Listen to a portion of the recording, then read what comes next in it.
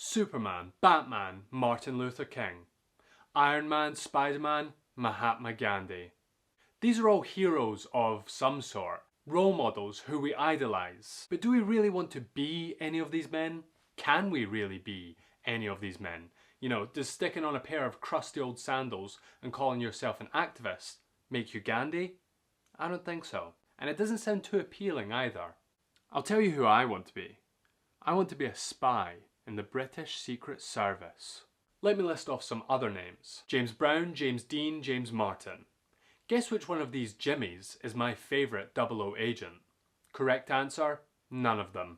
The real answer is Bond. That's right, James Bond. I'll have a golden eye for this secret spy till the day I die. Ever wanted to save the day, kill the bad guy and get the girl? Well, that's what James Bond does. And if you don't think that sounds like an awesome life, well, I've got news for you. You're 00 tripping. Sure, there's always going to be a few innocent bystander casualties here and there, but this is for Queen and country, my friend. I've been studying the likes of Bond, Harry Palmer, and whoever Henry Cavill plays in The Man from U.N.C.L.E. Maybe it is the uncle. So that I can tell you guys how to be a cold-hearted but likeable secret spy assassin lady killer.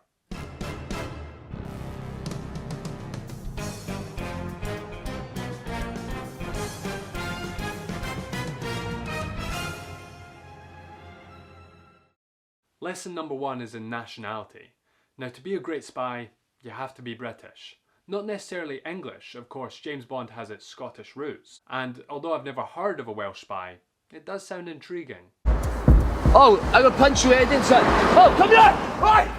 You just can't be Irish. I love the Irish, but Irish spies have bad connotations. And of course, there's great American spies like Ethan Hunt, but they take things too seriously. It's all action and chaos. A British spy, on the other hand, gets in, gets the job done, and then gets back before the pub's shut. They'll apologise to you before shooting you directly in the head. And that infamous British politeness translates very well into this job. They can walk through crowded cities unnoticed. Like a fart after you've just eaten a chicken tikka masala, they're silent but deadly. The British spy also possesses a charm and wittiness. They can convince people to open doors which usually remain unopened. And they're never short of a cheeky quib in the face of danger. For example, if someone's pointing a gun at you, simply say something like, "Whoa, whoa, you're gonna shoot me?" Yeah, right. And who knows? They might not. So that's the first step to being a proper bird watcher. Be polite, be well-mannered and well-spoken, be pleasant and witty, be British. Remaining on the subject of decorum, you'd better throw out half your wardrobe, especially the jean shorts and sweatpants. Instead, invest in some more suits.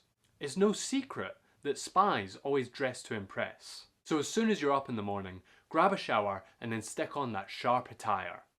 And when it's time to get some shut-eye, slip into some silk pyjamas. After all, if your enemies are surveillancing you, you at least want to look good for them. Next, let's talk promiscuity. See, being a spy is a very erotic way of life. Maybe it's something to do with all the sneaking around, the watching people, the lies and deceit, or maybe just the danger of living life on the edge.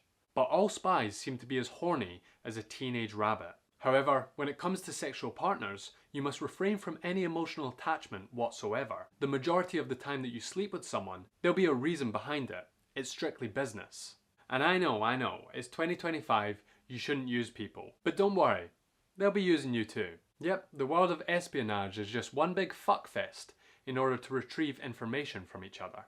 But every now and then, you should let yourself become attached to someone. Whether it's a platonic friend who you've decided to trust, or a partner who you've fallen in love with. Go all in. But just know that sooner or later, they'll either deceive you and stab you in the back, or be brutally murdered by one of your enemies. Sometimes even both. And don't worry, this is a great character building moment for you.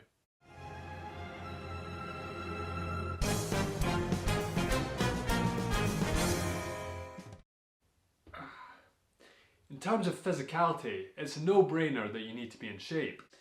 Weights and cardio are a must. But there's two reasons for this. The first reason is, of course, practical fitness. You need to be able to fight off henchmen and kick down doors. You also need to be able to run. Either to chase down baddies, that's bad guys, not females, or to run away from danger. The second reason is because ultimately, whether we like it or not, we live in a visual world. I don't want to see Daniel Craig struggling to run up the stairs as his pot belly sticks out in No Time to Die. Instead, I want to see ripped Casino Royale Daniel Craig emerging from the sea as the sunshine glistens off of his pecs. And if you're a male spy, it's inevitable that there's going to be a scene in which you're topless. But hitting the gym isn't the only way to prove your manliness. For instance, you could go down the Sean Connery route of having an obscene amount of chest hair. Now, if you're like myself and you have the same amount of body hair as a newborn baby, simply buy a wig and staple it to your smooth, flat chest. Or if you want to go for a more realistic look, here's what you do. Invite round your hairiest homies for a chill night of drinks, board games, and maybe even a movie. Maybe a spy movie. Then, once they've passed out due to the fact that you laced their drinks with sedatives, take an electric razor to their chest hair, or any hair for that matter. Gather up as much as you can, and then superglue that shit on. This way, not only will you have the desired look, but you'll also just have completed your very first mission. Congratulations, Agent.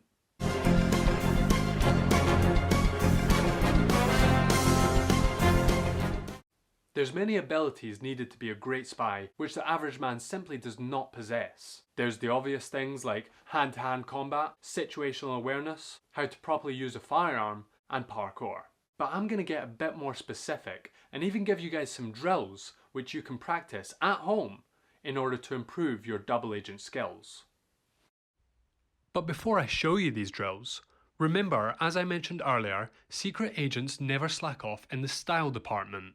And what many fail to consider is just how difficult it is to kick ass and take names whilst in such formal attire. So personally, I like to prepare myself by completing all the drills in my smart clothes. I'll also run in these clothes, and maybe even do a little karate.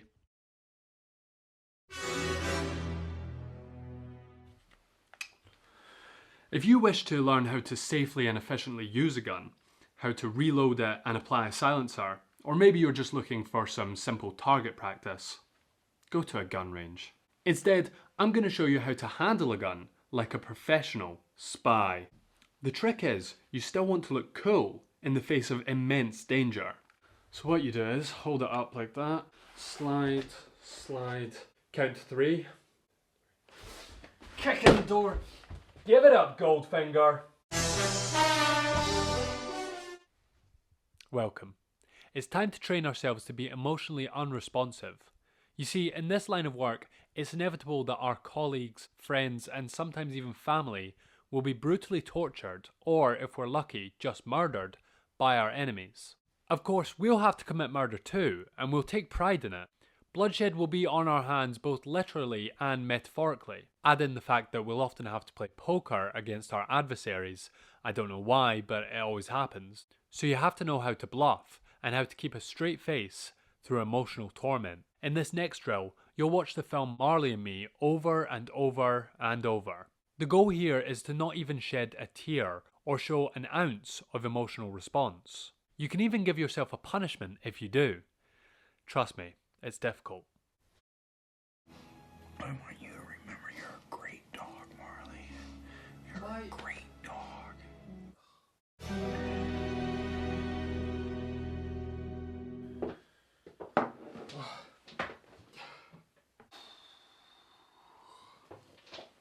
See, not a single tear. Don't worry if you feel a bit emotionally fatigued after your first couple of watches, because this next drill will completely get rid of the pain. See, most spies drink like a fish, and for good reason, so you'd better start getting your liver used to this kind of volume. So simply pour yourself a generous measure of vodka, brandy, or some scotch.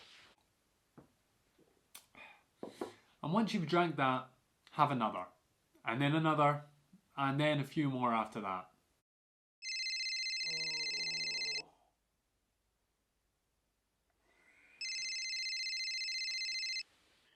Hello?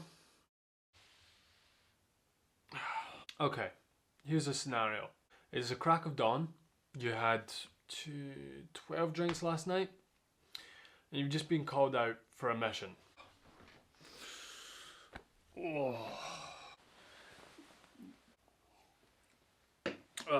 to see if you've still got the skills that it takes.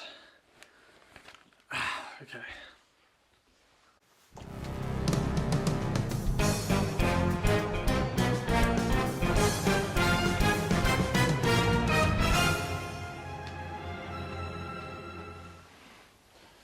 Behind this door is a deadly terrorist. I'm gonna take him out. So fucking scared. Got you!